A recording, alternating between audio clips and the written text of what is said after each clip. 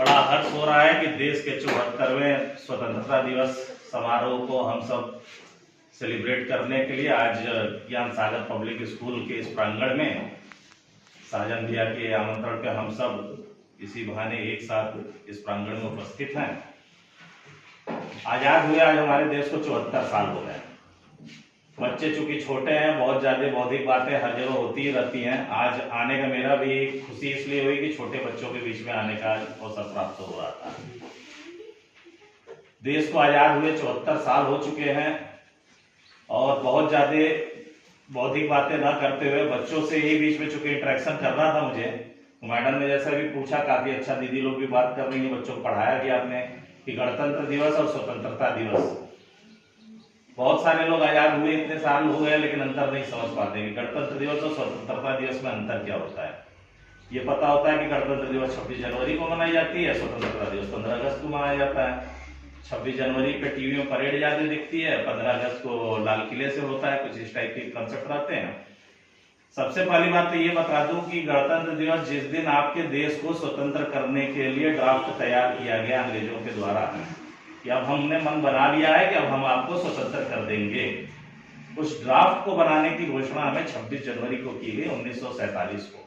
26 जनवरी 1947 को जब घोषणा की गई कि हम भाई बॉन्ड हो गया, म्यूचुअल अंडरस्टैंडिंग, हम आपको आजाद कर देंगे, उस दिन को हम गणतंत्र दिवस के रूप में मनाते हैं। लेकिन असली स्वतंत्रता अनय आगे आ जाएंगे,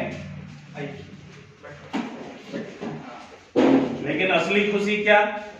एक तो होता है कि आश्वासन हम आपको स्वतंत्र कर देंगे, लेकिन खुशी तो तब होती है जब आप स्वतंत्र हो जाते हैं। एक परिंदा जब पिंजरे से छूटता है तब उसकी खुशी महसूस होती है, एक कैदी जब जेल से छूटता है तब उसकी खुशी महसूस होती है। 200 साल की गुलामी को तोड़ते हुए 15 अगस्त 1947 को एक पंछी खुले आकाश में आजाद हो गया। छोटा सा देश, छोटे से मुल्क साथ ही में आजाद हुए। इजराइल आजाद हुआ 1947 में ही, भारत भी आजाद हुआ, हमारा देश बहुत बड़ा देश था।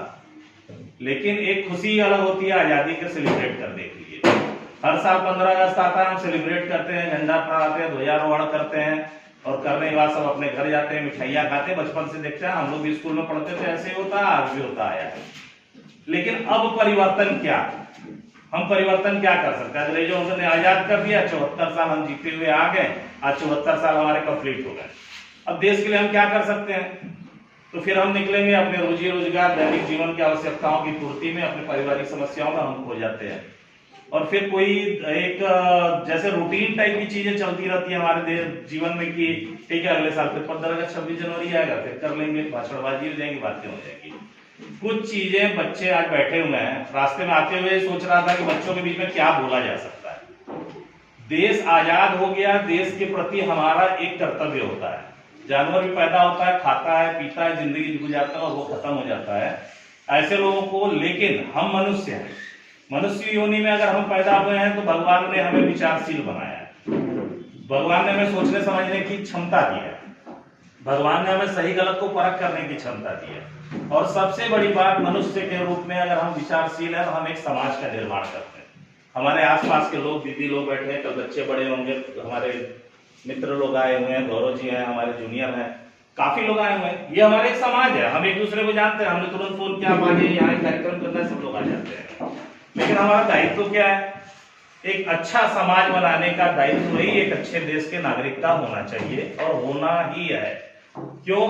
क्योंकि 74 साल लड़ते झगड़ते अप एंड डाउन के साथ बहुत सारी हमने अचीवमेंट्स भी किए हैं, बहुत सारी चीजें हमने झेली भी हैं, बहुत सारी ब्लैक चैप्टर भी आए हैं, बहुत सारे व्हाइट चैप्टर भी आए हैं। 74 साल के इतिहास में एक एक टॉपिक पे जाएंगे तो काफी लंबा इतिहास होता है। लेकिन अच्छाइयों और बुराइयों के साथ भी आज हमारे देश में लोकतंत्र को जिंदा रखते हुए अगर हमने 74 साल पूरा किया तो ये हमारा सबसे बड़ा अचीवमेंट है। और कोई देश रहता है हमारे अगल बगल, आप देख लो, कहीं पाकिस्तान और देश भी आ जाती है, कहीं सैनिक तानाशाही आ जाती है, कहीं कोई तख्ता पलट कर देता है, अफगानिस्तान में भी क्या हालात हो रहे हैं आप देख रहे हैं।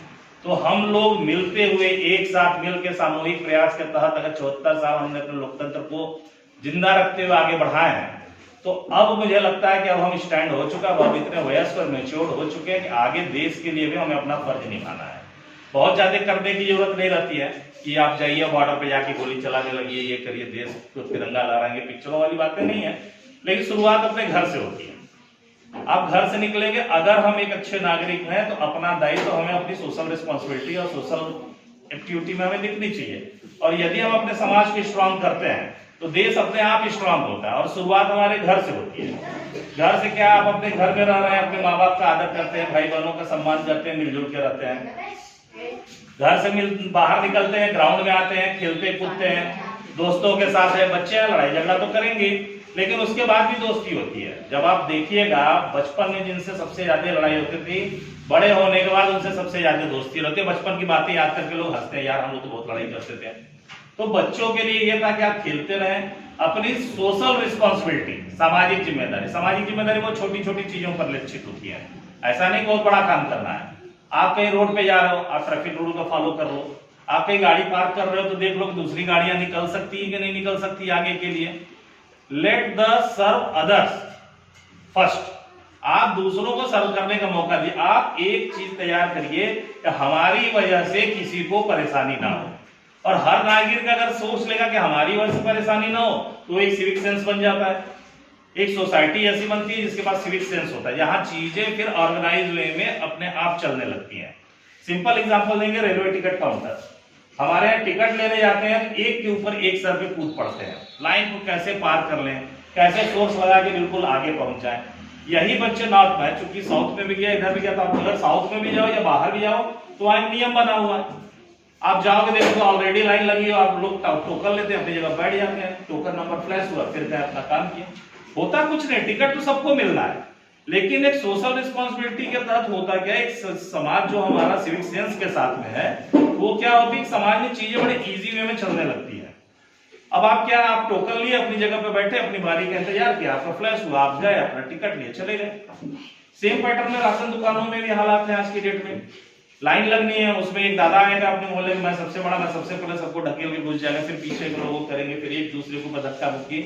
तो 74 साल तो हमने गुजार दिए अपने लोकतंत्र को लेके अब सिविल सेटल होने में। अब चूंकि आप बच्चे हैं, आने वाली पीढ़ियां हैं, आपको आगे बढ़ना है, तो अब हमें अपने समाज को सुधारने के लिए भी काफी कुछ काम करना पड़ेगा।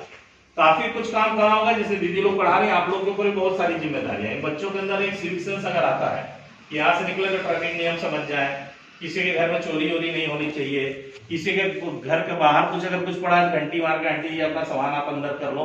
ये एक नैतिक दायित्व होता है जो बच्चों के अंदर इसी उम्र में सीड किया जा सकता है। बच्चा एक लिमिट से जब बड़ा हो जाता है तो फिर नहीं समझा सकते कि उसको क्या कर सकता है। वो छोटे बच्चे हैं, आप लोग बताओ कि आपकी छोटी सी शाखा में मैं यहाँ सुबह लगाता हूँ 6 बजे आपके हाउसिंग बोर्ड में मंदिर के सामने, ये सारे बच्चे भी शाखा के थे।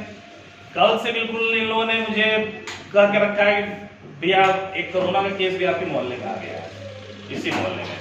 तो आज सुबह मैंने रात सर शाखा क्यों बंद होगी, हमारा भी रूटीन बनी हुई है, सुबह 6 से 7 आते हैं, बच्चों के साथ खेलते कूदते निकल लेते हैं। लेकिन उसी बहाने हमारा एक उद्देश्य रहता है कि बच्चों के अंदर अपने सामाजिक जो हमारे नेता हैं, हमारे जो सामाजिक मूल्य हैं, सीनियरिटी जो जूनियरिटी की जो रिस्पेक्ट होती है, इन सारी चीजों को डाल सके।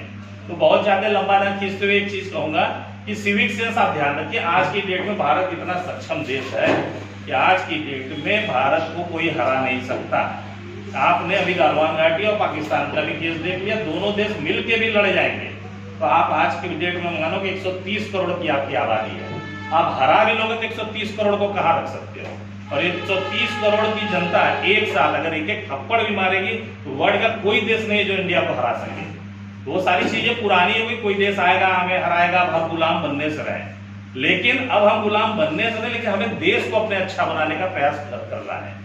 हम अपने देश को अच्छा कैसे बनाएंगे, तो जो जहां रहे नैतिकता को हमें ध्यान में रखना होगा और सोशल रिस्पॉन्सिबिलिटी के तहत अगर एक्ट करेंगे तो हमें देश अपना खूबसूरत होगा। आप मानिए हम देखते हैं, हम अपेक्षा ये करते हैं कि भाई यूरोप के बहुत सारे कंट्रीज आप जाइए, जूता पहन के जाइए, घूम घूम के आइए और अपने बेड में सो जाइए, जूता उतारने की जरूरत नहीं पड़ती है। वो देश इतने साफ है। सिंगापुर में आप देख लो, इतनी उनके यहाँ साफ सफाई है कि आप कहीं भी आप जूता पहनो ना पहनो, हालांकि लोग शूज पहनते हैं लेकिन उतारे बिना वो अपने बेड में सो सकते हैं। सुविधाओं के मामले में ट्रांसपोर्टेशन सिस्टम, अब आपको यहाँ से अगर कोरबा जाना रहे, ठीक है देश बहुत बड़ा है, सुविधाएं बहुत कम है, लेकिन धीरे धीरे ही होगा। वो करने की जरूरत नहीं है। लोग बोलते हैं पॉल्यूशन बहुत ज्यादा बढ़ रहा है। पॉल्यूशन क्यों बढ़ रहा है? हर आदमी के पास गाड़ी है। अगर एक ट्रांसपोर्टेशन सिस्टम रहे, अगर मैडम आई है यहाँ पढ़ाने के लिए, आप लोग आए हुए हैं और आप लोगों को पता है हर 5 मिनट के बाद यहाँ एक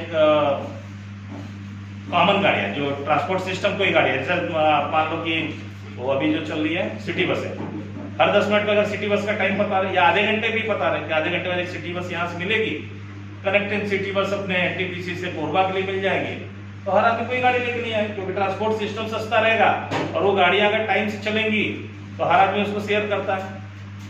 अभी दिल्ली में स्मॉग का आता है कि भाई जैसे ही कोहरा आएगा बारिश के बाद तो होता है ऑड इवन का फार्मूला लागू हो जाता है, सब लोग गाड़ियां नहीं निकालेंगे, पॉल्यूशन बहुत बढ़ जाता है, सांस लेने में तकलीफ होती है। आप अपना अगर ट्रांसपोर्टेशन सिस्टम हम दुरुस्त कर लेते हैं तो कोई आदमी अपनी गाड़ी नहीं चलाना चाहता। अगर मुझे 10 रुपए में पता चला कि यहाँ से तुरंत गाड़ी वहां मिलेगी, वहां कनेक्टिंग गाड़ी मुझे मिल जाती, तब चले जाएंगे। कुछ चीजें जो मेरे दिमाग में थी उसको मैं शेयर कर रहा हूँ, इसलिए कर रहा हूँ कि बहुत परिवर्तन की जगह है, तो ट्रांसपोर्टेशन सिस्टम में हम सुधार कर सकते हैं। स्कूलिंग सिस्टम में बच्चे आते हैं एक रूटीन में, अभी 2 साल बाद बच्चे आए, काफी कुछ साइकोलॉजिकल इफेक्ट पड़ता है, आपके साथ बॉन्डिंग में आ जाएंगे बच्चे, वो जिंदगी भर। मुझे भी याद है, नीलम मैडम मेरी पहली मैडम थी, मैं दूसरी या तीसरी में पढ़ता हूँ, मैं इतना बड़ा होगा मुझे याद है, बच्चों को अपने पहले सर, पहली मैडम, पहला अध्यापक, पहला टीचर, पहला दोस्त हमेशा याद रहता है। शायद सबको याद होगा। आप लोग सोचो, स्कूल गए थे तो कौन मैडम मेरी थी पहली, या मेरे सर कौन से थे, हर याद रहता है।